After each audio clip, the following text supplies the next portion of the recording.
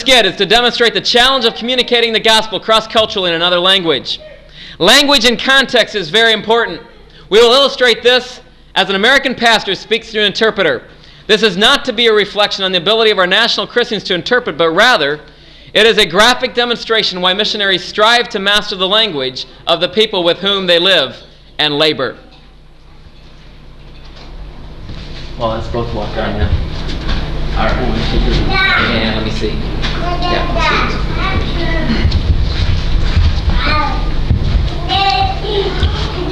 Today we have a great pastor from America come to speak to us. His name is Pastor Luke.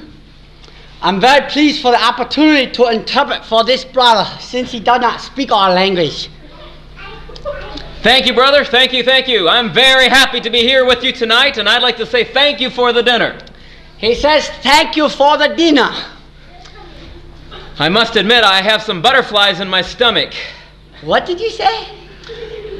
I said I have some butterflies in my stomach. It seems our guest has taken some fries into his stomach. But I really liked the food. It was good. It was really great. Thank you. You like the fries? I liked the food. It was very good. Oh. Very good. Well, he liked the fries. And I want you to know that I'm tickled pink tonight that you have invited me here to share with you. It seems now that our guest has developed a rash and has been scratching himself so much that he has turned pink in places. I'm especially ecstatic about the topic that you've asked me to address. Our guest has a great deal of elastic in his dress.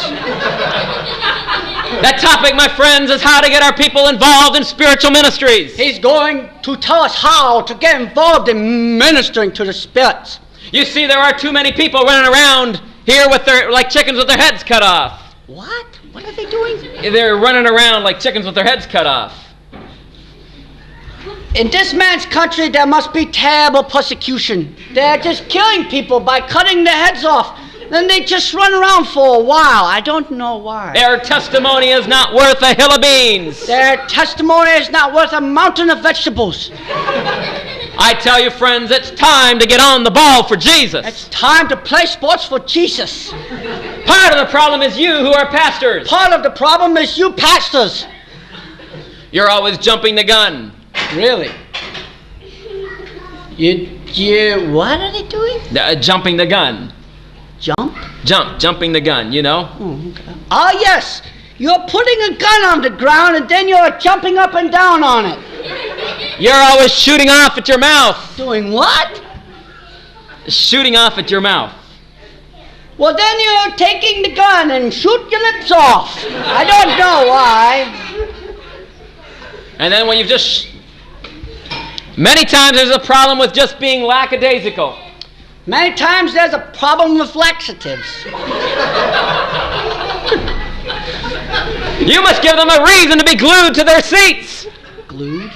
Glued to their seats. Glued to their seats. Okay, friends, listen very carefully. When people come to your church, you just put something sticky on the seat when they sit down and they can't get back up. I know how it is getting ready for church. I know how it is to prepare for church. It's late Sunday morning. It's late Sunday morning. The kids are in the yard as filthy as pigs. Kids? Yeah, you got kids too. Oh, yeah. They have some baby goats in the yard and they begin to look like pigs. Then you bring them into the house. You bring them into the house? Yeah, you bring them into the house and put them in the bathtub. You do? He puts the baby goats in the bathtub. And then you begin to peel the mud off of them. Ooh, then you begin to scrape the mud off of them. In the meantime, your wife, she's in there busy making up her face. What is she doing? She's making up her face. Oh, yes, your wife is making a face happy for Jesus. You step outside and it's raining cats and dogs. Yeah, you step outside and small animals begin to fall from the sky.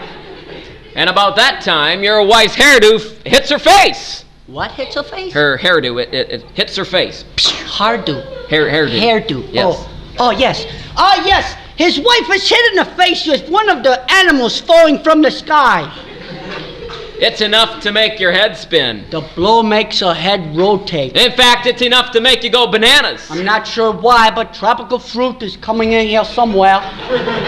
Well, you finally get to church. Thank God. And by the time you get there, you're not even thinking about God. No, by the time you get to this man's church, you don't even think about God. You're mad at your wife and your kids. You become insane with your wife and these baby goats.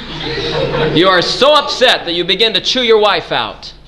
Well, you've become so angry at your wife that you begin to bite her. People are just sitting like bumps on a log. People are just sitting like brown spots on wood. Your wife is trying to smile.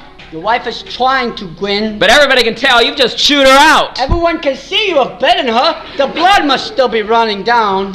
Oh my, I see the clock is flying and I must rush to a conclusion. Seems that this man has had a vision of flying clocks giving people concussions. What you need to do is get into your closet and prayer. Closet? You mean the water closet? Closet, you know, any kind of closet. Yes. What you need to do is go into the bathroom and pray. You need to go to the altar and grab a hold of the horns. There are horns there? Yeah, you know, the horns of the altar. Pray. Do you remember those baby goats? Well, they all have horns now. You must grab hold of the horns. I don't know why.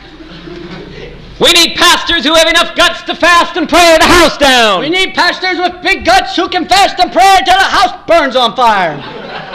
Now, if you will only follow my words. Now, if you talk just like I do. The power of the Spirit will sweep over you. God will hit you with a broom.